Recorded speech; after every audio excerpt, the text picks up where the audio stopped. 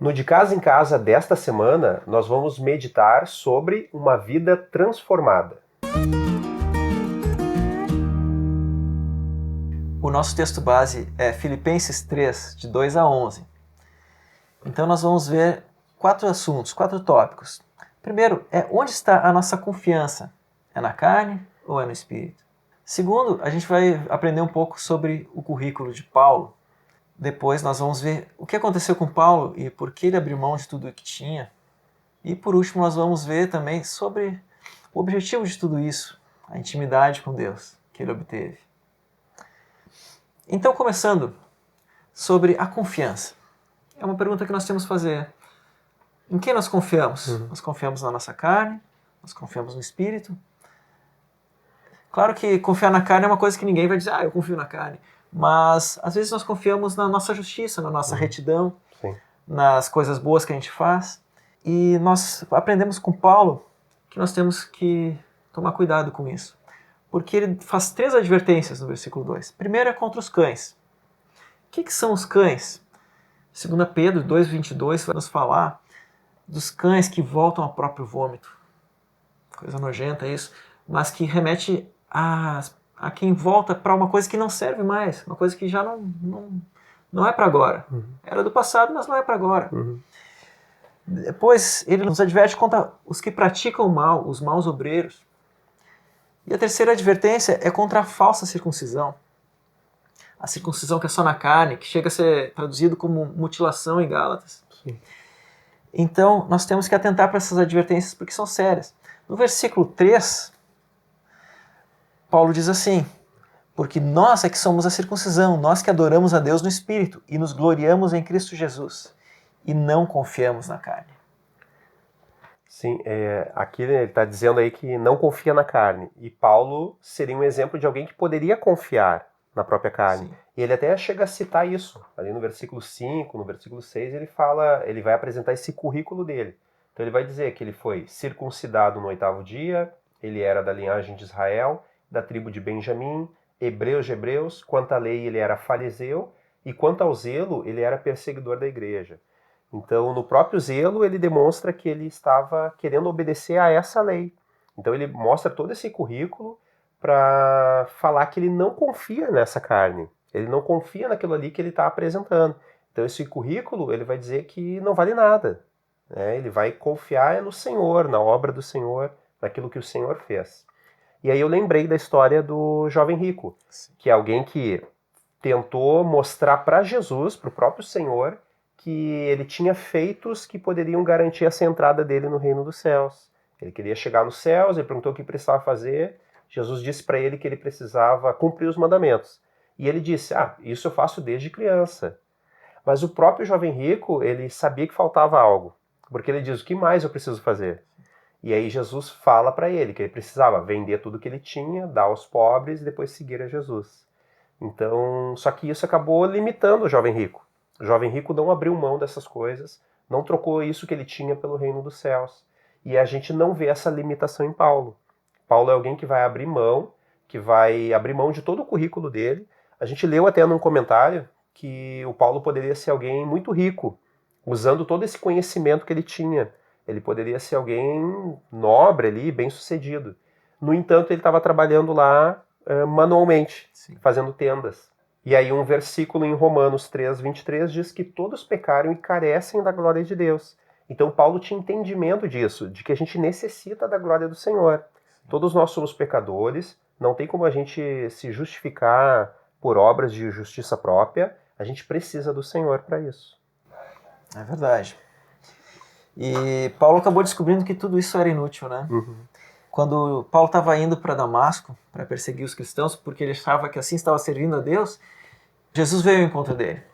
Veio uma luz forte e aquela voz que falou com ele, ele caiu, né? E ele, junto com isso, ele caiu em si também. Ele percebeu que quando aquela voz disse, eu sou Jesus, a quem tu persegues, ele percebeu que ele não conhecia Deus. Né? Sim. Isso causou um impacto profundo na vida dele, a ponto de ele se abrir para Deus de uma maneira verdadeira e completa. E o que aconteceu com ele é mais ou menos o que é exemplificado por Jesus nas parábolas do reino, quando Jesus fala daquele homem que andava por um campo e achou um tesouro, aquele homem que procurava boas pérolas, e achou uma de grande valor, de valor inestimável, muito maior do que os bens dele.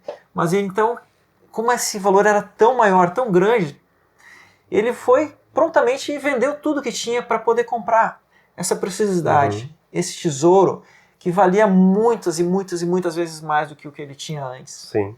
Então, é isso que Paulo encontrou. E por isso ele abriu mão de toda essa bagagem que ele tinha em troca da excelência, que é a vida verdadeira com Deus. Sim. E é legal que, pensando no jovem rico, ele não fez essa troca. Não. Ele também encontrou Jesus, mas ele não viu que Jesus valia mais do que aquilo que ele tinha. E ele preferiu continuar com aquilo que ele tinha. Ele é a história do cão que voltou. Ele não quis seguir com o Senhor, né?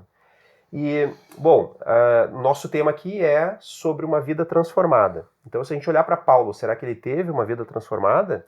E a gente vai olhar no versículo 10, que vai falar assim, ele vai dizer aqui o que ele quer. O que eu quero é conhecer Cristo e o poder da sua ressurreição, tomar parte nos seus sofrimentos e me tornar como ele na sua morte.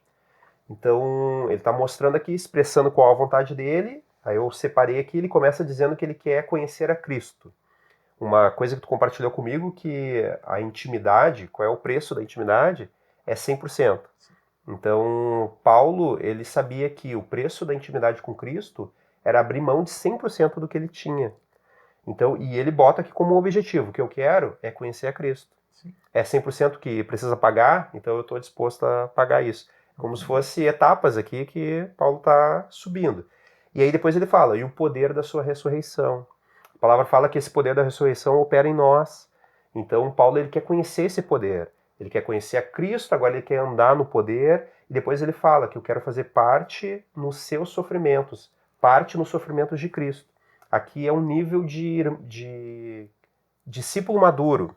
É alguém que entendeu que precisa agora sofrer por Cristo, né, por Jesus. E até é interessante, pensando na história de Paulo, quando ele vai se converter, Jesus fala lá para Ananias, que é o primeiro que ora por ele, que ele ia mostrar para o Paulo o quanto era importante ele sofrer pelo nome de Cristo. Ele perseguiu esse nome. E agora ele ia entender, né, o Senhor ia mostrar para ele que ele ia sofrer por aquele nome ali. E aqui ele está dizendo, quero tomar parte nos seus sofrimentos. Então a gente vê um Paulo que amadureceu nesse processo todo. E depois ele diz, e me tornar como ele na sua morte. Então olha só que nível Paulo chegou aqui. Que a própria morte dele, ele quer se tornar como Jesus nesse momento da morte. E até os próprios discípulos de Jesus e os apóstolos, quando nós vemos os relatos históricos, o próprio livro dos Mártires relata alguns deles, que ao serem levados para morrer pelo Senhor, seja por morte de cruz, seja por apedrejamento, seja por fogueira, como aconteceu com muitos, esses homens, eles se gloriavam nisso, porque chegou o momento deles se identificarem com Cristo de uma forma, não só na vida, mas até na morte. Sim. E eles se regozijaram nesse momento. Tem relatos que contam isso. Então, que glória é a gente poder crescer nessa caminhada com Jesus, nessa intimidade, ao ponto de a gente se gloriar até mesmo nos sofrimentos e até mesmo na morte, porque assim nós estamos mais com Ele. Sim. Isso é tremendo. E o versículo 11, ele fala o objetivo de tudo isso, para de algum modo alcançar a ressurreição dentre os mortos, que é o objetivo final da nossa fé, essa ressurreição dentre os mortos. É fazer parte da primeira ressurreição, que é aquela que vai nos garantir a vida eterna com o Senhor. Então esse é o objetivo de todos nós. E aí Paulo aqui mostrou o processo para tudo isso. Amém, queridos? Então eu creio que podemos meditar nisso. Vamos praticar essas verdades. Vamos compartilhar a palavra de Deus. E isso vai transformar nossas vidas. Amém. Que Deus abençoe a todos nós.